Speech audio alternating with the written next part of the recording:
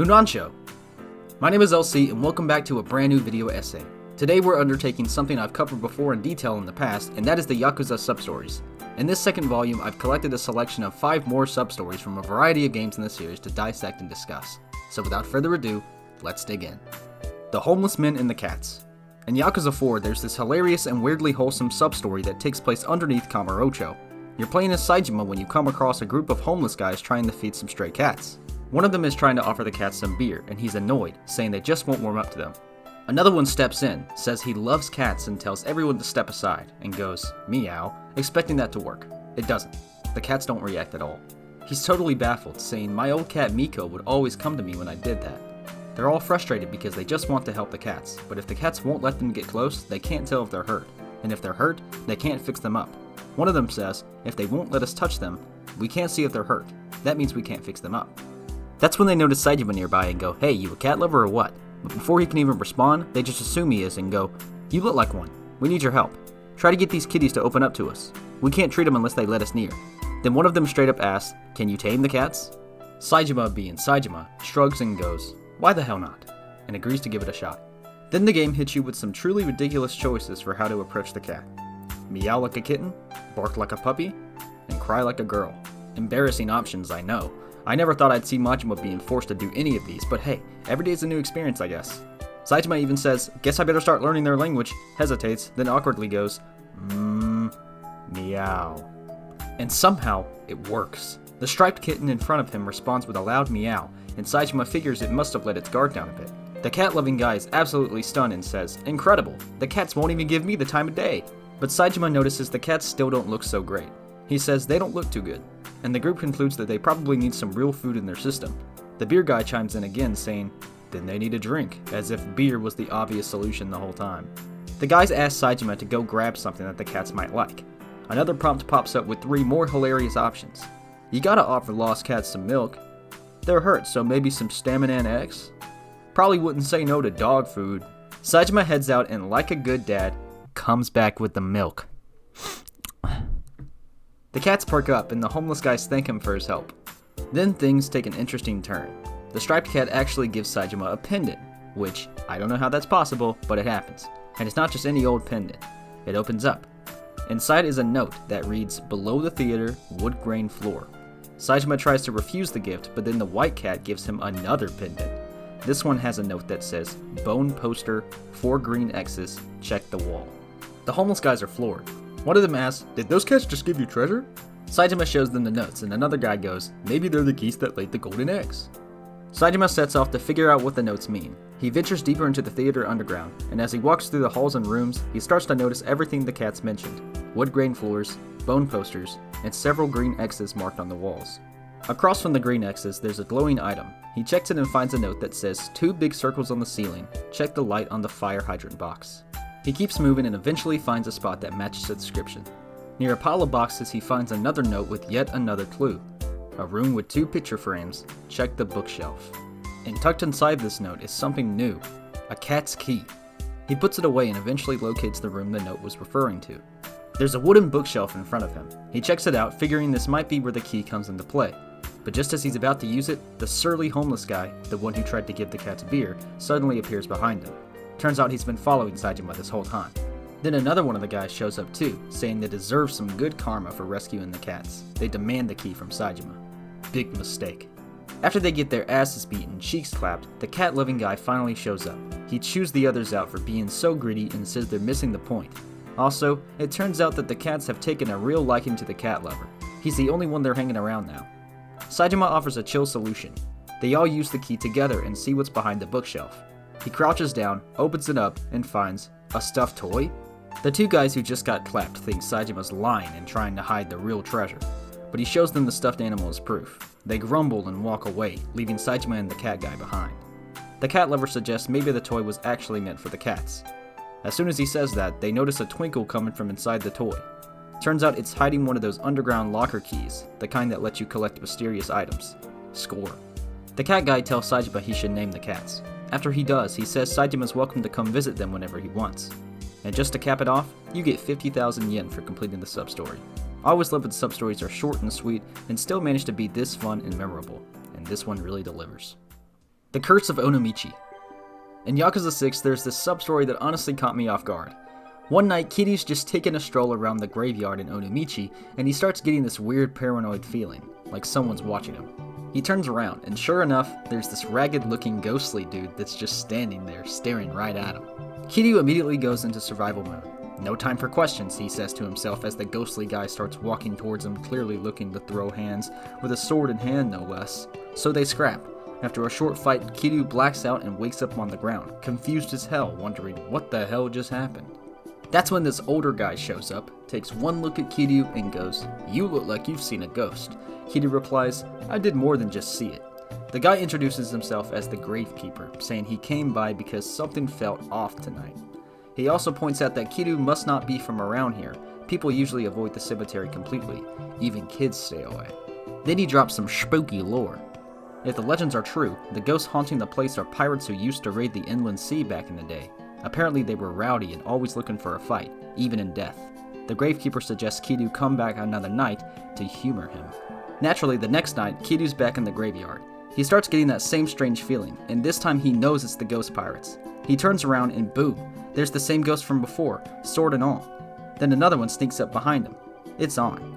Kiryu fights them off again in full John Wick mode, and just like before, he wakes up on the ground afterwards, dazed. The Gravekeeper pops up again, totally unfazed, and says, "I knew you'd be back." He explains that the ghosts seem to be warming up to Kiryu, and that he's been around the cemetery long enough to know what kind of mood the spirits are in. He says, "You probably can't feel it, but there's a lively energy in the air. Usually the place is gloom central, but now it's like the ghosts are into Kiryu."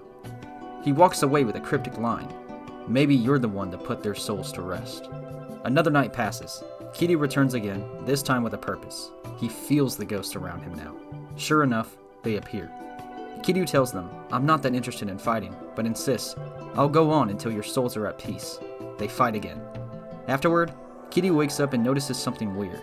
The Gravekeeper didn't show up this time. The next night, he goes back to the cemetery again. This time, 3 ghosts appear. One of them is a mini-boss. Another round, another beatdown.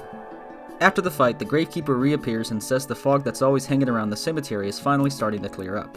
He says it's thanks to Kiryu's fights that the ghosts are beginning to let go of their regrets. Kiryu asks, "Are you some kind of psychic?"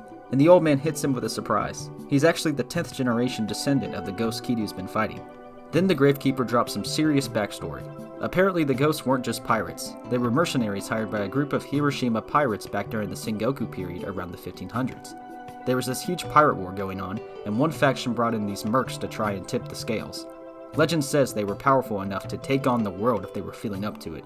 Problem is, they got seasick, fell overboard, and drowned. Because they never got to fight, their regrets stuck with them into the afterlife. The Gravekeeper says Kiryu should give them one last battle to help them move on. Even the score, he says. Kiryu agrees. So the final night begins. Kiryu faces the 3 mercenaries one last time.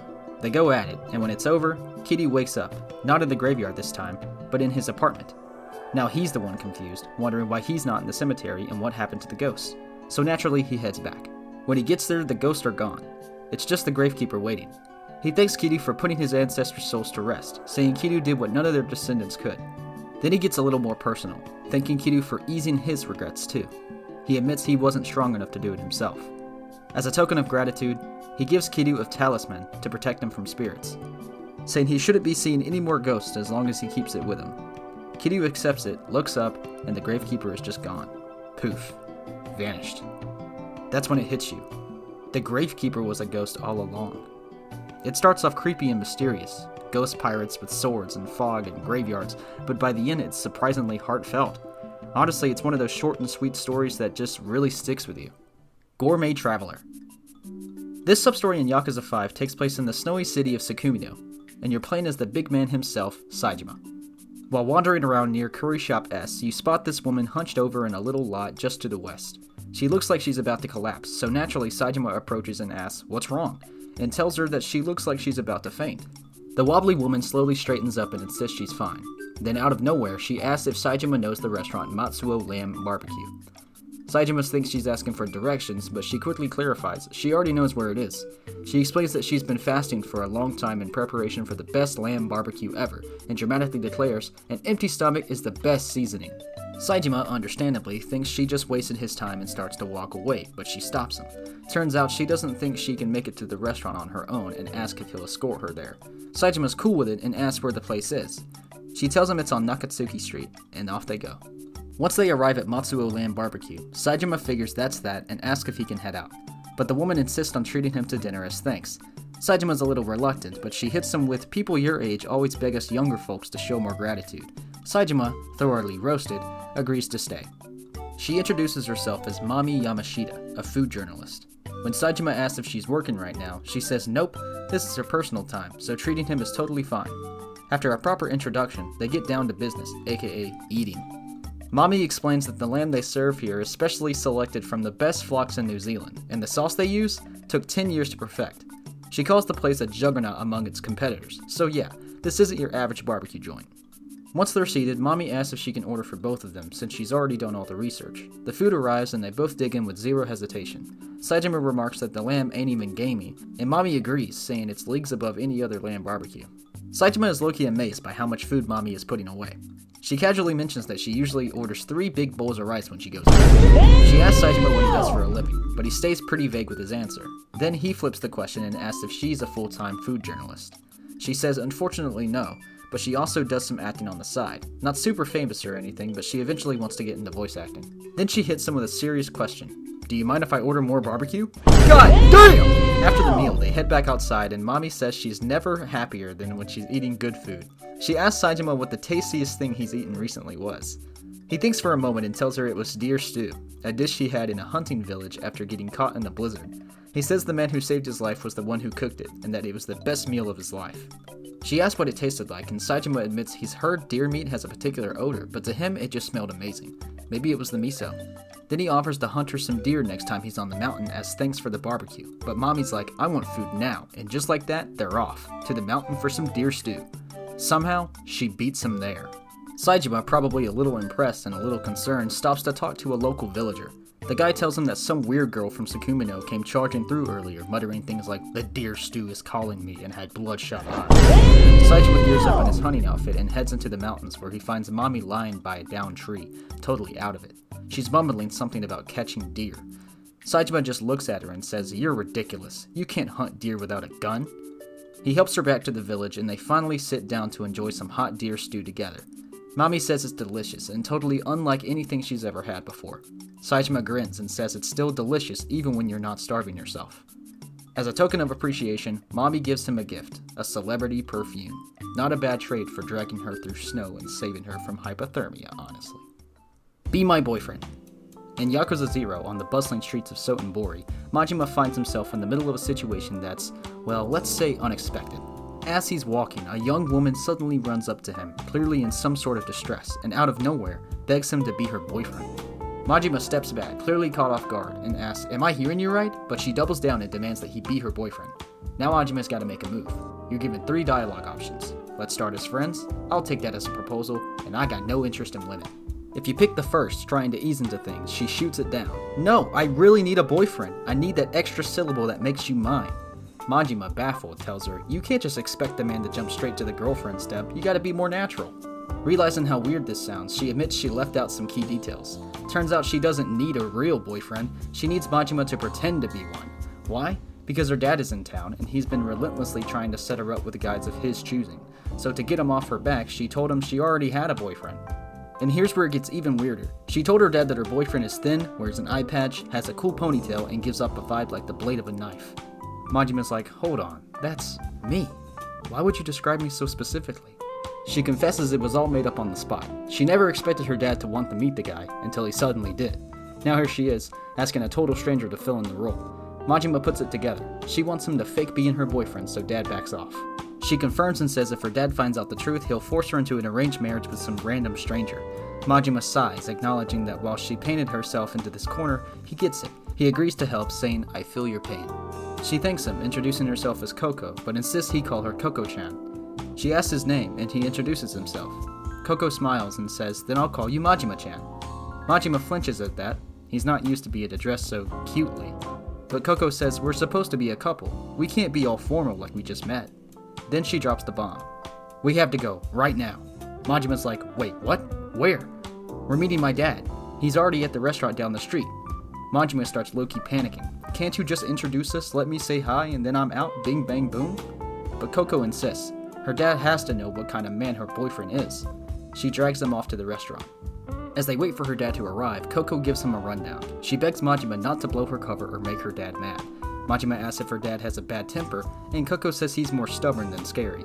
He babies her, thinks she's a little ditzy, but he's a good man at heart. Majima figures out the stakes. If he says something weird, her dad will probably go, "Forget this guy, I'll arrange your next date." So now it's time to figure out Majima's fake backstory. Coco decides they've been dating for 6 months and that Majima is a dentist, loves going on drives and watching movies, and his favorite food is her homemade omelet rice. She makes him repeat it, and Majima groans, "You're not making this a walk in the park." Then her dad arrives, and he's way more buttoned up and proper than she is. Majima introduces himself. Once again, you're given 3 options. "Pleased to meet you, sir. I'm Goro Majima." "I'm delighted to meet you, father. Please make my miso soup every morning." Majima goes with a respectful intro, and the dad nods approvingly, saying he understands why Coco relies on Majima so much, but Majima humbly responds, "It's the other way around. She's been there for me." Her father appreciates that sentiment, lamenting how the erosion of courtesy in today's youth troubles him. But Majima? He's different. Then he says the quiet part out loud. He's surprised Majima actually exists. When asked why, he describes him exactly how Coco did, tall but slender, eye patch, long tied back hair, a deadly oar like a dagger's edge. He honestly thought Coco had just made it all up. She has quite the imagination, he adds. But now see Majima in the flesh, he's stunned. Then comes the job question. You get 3 options: dentist, cabaret manager, and Yakuza. Only one of those is a lie. Majima goes with dentist. Coco's dad accepts it, though he notes, "That is not what I would have expected from a dentist." Next up, how they met. The father asks Majima directly. Coco tries to help, but dad wants to hear it from him. "Your options? She stopped me in the street. We sat next to each other at a movie. Coco-chan ran into me while eating toast."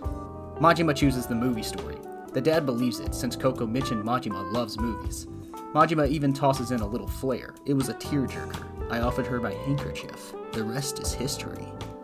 Dad approves. Then the ultimate dad question. "What do you like about my daughter?" Your answer options? "She's so cute. She makes great omelet rice. She's innocent and childlike." Majima goes with the safe choice. She's so cute. Her dad agrees, saying she takes after her mom. But he warns that whoever marries her better also appreciate who she is on the inside. Then Coco excuses herself to the bathroom, leaving Majima and her dad alone at the table. And what happens next? Well, I'll just let this clip from my Yakuza 0 Let's Play answer that for you. Wait a sec, with her powder in her nose, it's down to just me and her old man. Damn, awkward. Majima-kun. Yes? I have no idea who you really are, but thank you for playing along with my daughter's lie. Eh? Her lie? What lie? I got no idea what you mean. What lie? You can stop pretending. I knew this was all an act from the moment I sat down. Was it that obvious? If you knew from the start, what gave us away? I could tell just by the way my daughter was acting. It wasn't her father for all these years for nothing. Then why'd you go along with this dumb charade for so long? Cocoa was so desperate to convince me. It's my fault she tried to stunt like this, isn't it? I'm sure it's because I kept pushing her into dates with all those suitors I arranged for her. You know your daughter well.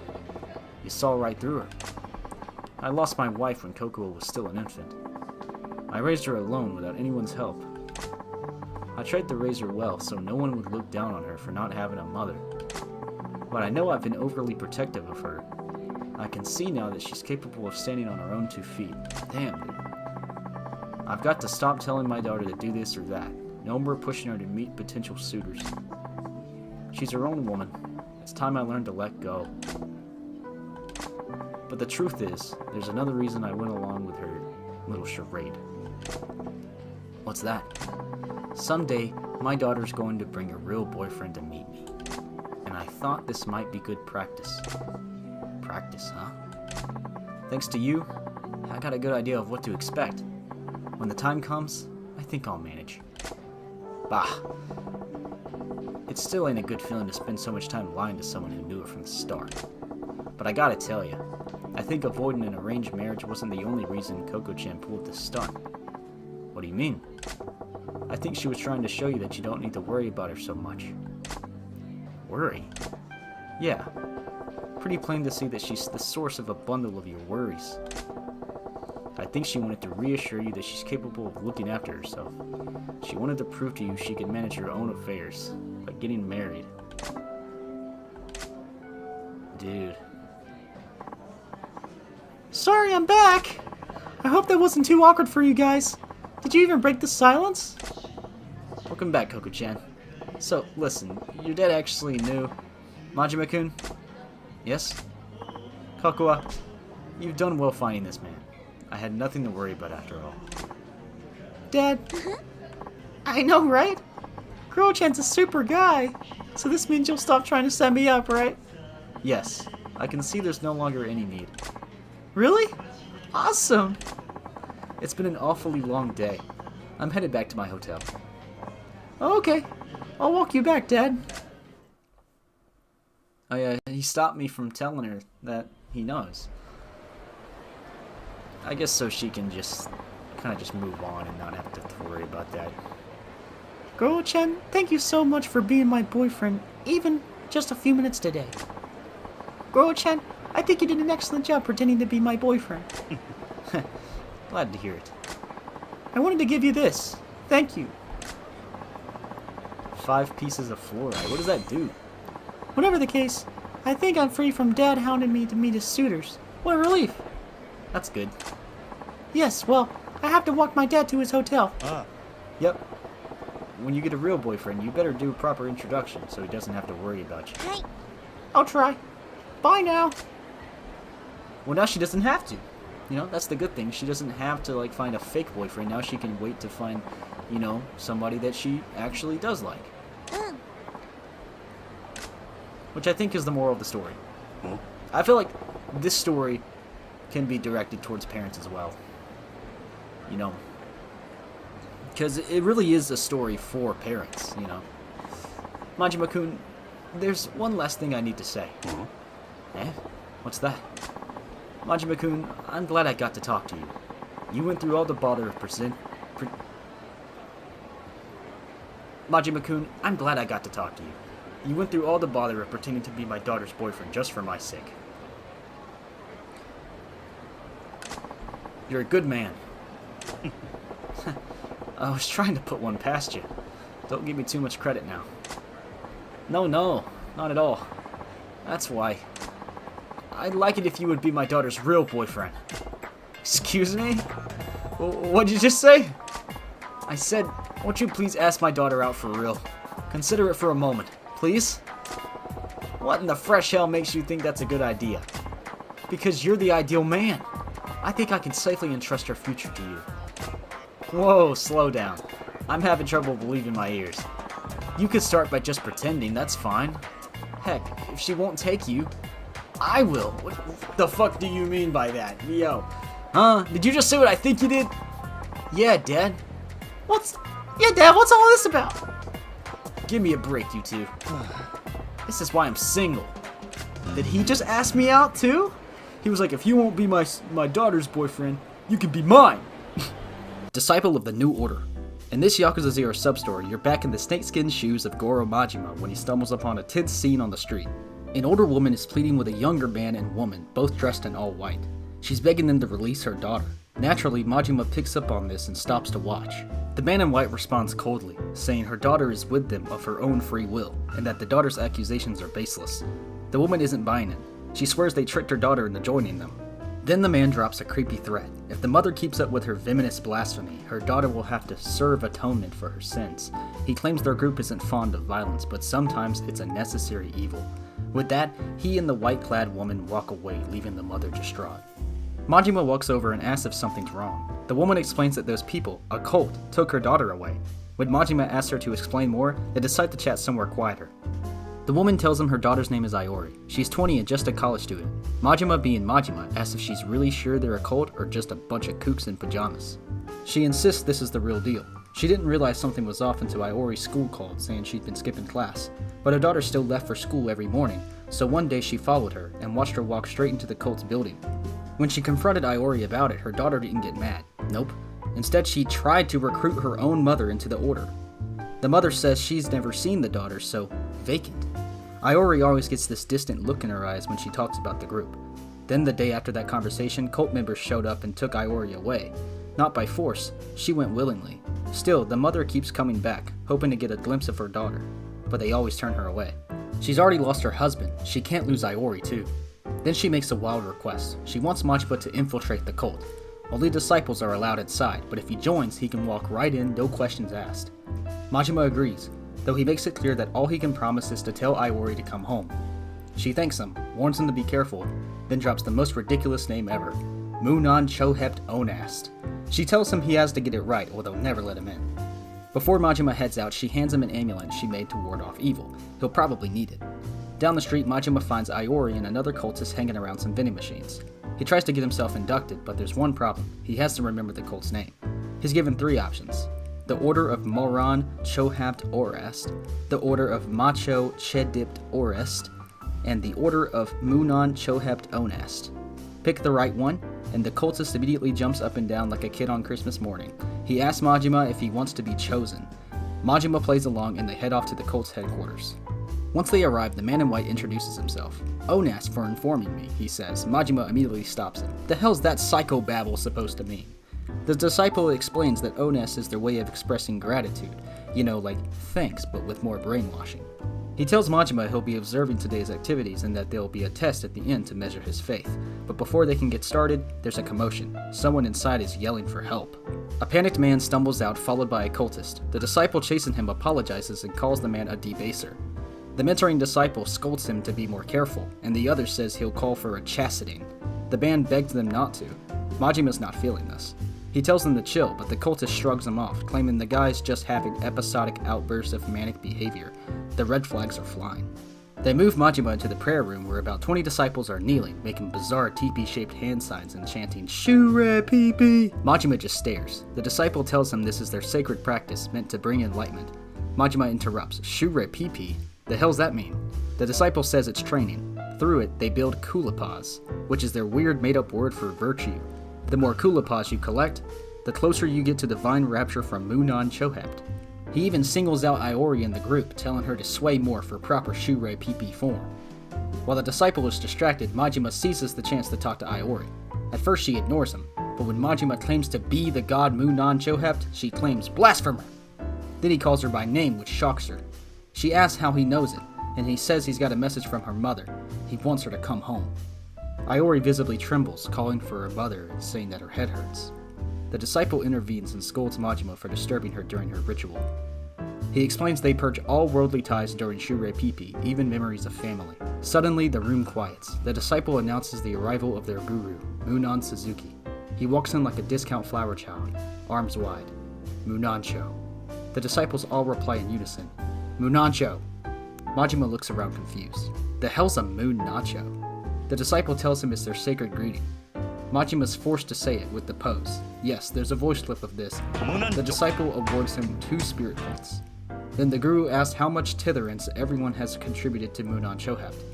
One says 5 rencho, another says 8. Majima asks how much 1 rencho is worth. 100,000 yen.